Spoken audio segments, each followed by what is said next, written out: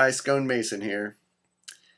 If you had no education beyond what you experienced each day, and you lived on a planet but you did not know you were on a planet because you did not know what a planet actually was, how would you describe it? To you, the world would be the world you knew, the places you had been and seen for yourself. You might imagine something more than what you saw, but you would not be able to describe animals and places you had not seen for yourself with any accuracy. If you invented a god and instilled him with the ideas and tenets that you thought were important, that god would reflect your ideas and tenets at a particular place and time. And anyone who used that book as a guide would be locked into your tenets of that place and time if they chose to follow the rule book to the letter, despite what time and place they were living in. From that point on, the people following that rule book would be trying to make the rules of ancient educated writers fit ever-evolving society as time passed. But they would not have to think for themselves. They could just follow the rule book with the confidence that they were doing the right thing based on what they wanted to believe, regardless of the world around them.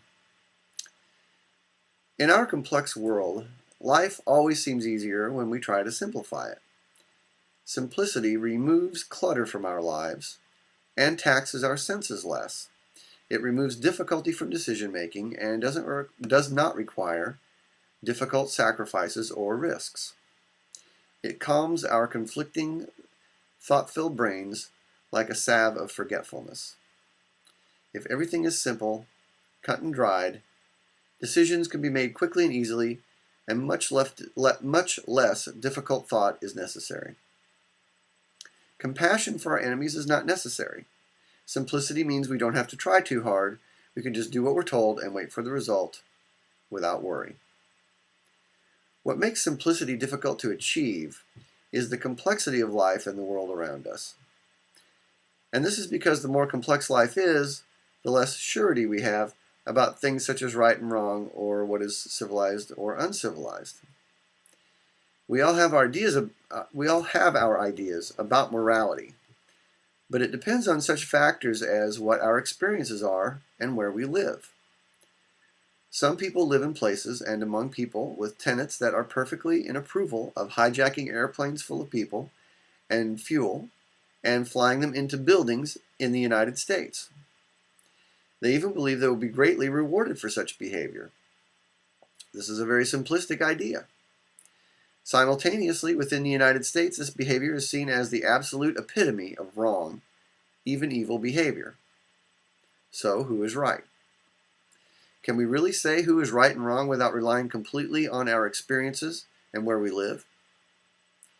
Yet some people are so consternated by the idea that such behavior is defensible or indefensible that they rely on ancient religious texts that have no relation to the modern day to simplify such acts for them. No one in the United States wants to say that they could possibly understand what the September 11 terrorists' motivations were, for fear of being aligned with them simply by trying to understand them.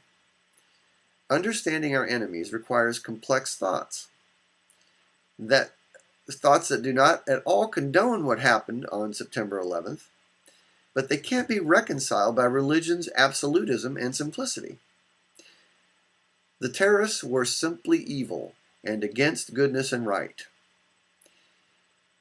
Very simplistic, very abstract.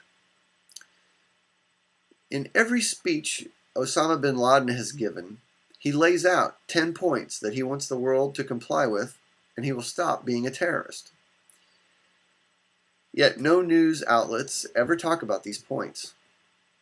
He is always described as an insane terrorist and made fun of for being an insane terrorist, so that those who try to understand his motivations are simply and easily called evil, sympathetic to terrorism, and our enemies, even if they're among us.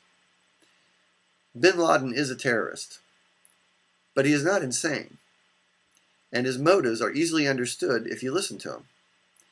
That doesn't mean you have to condone anything he says, but if you take a minute to think and imagine how his ideas differ from ours based on his experiences and his life's location, it is easy to understand what he sees as a threat to his world and worldview without agreeing with it.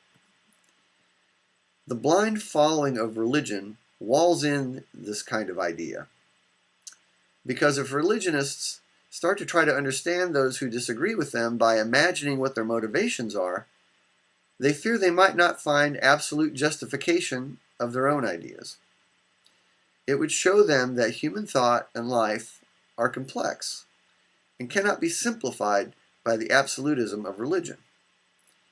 They would see that ideas, tenets, morals, and beliefs change simply according to experience and location, and that all these ideas are equally valid or invalid according to experience and location.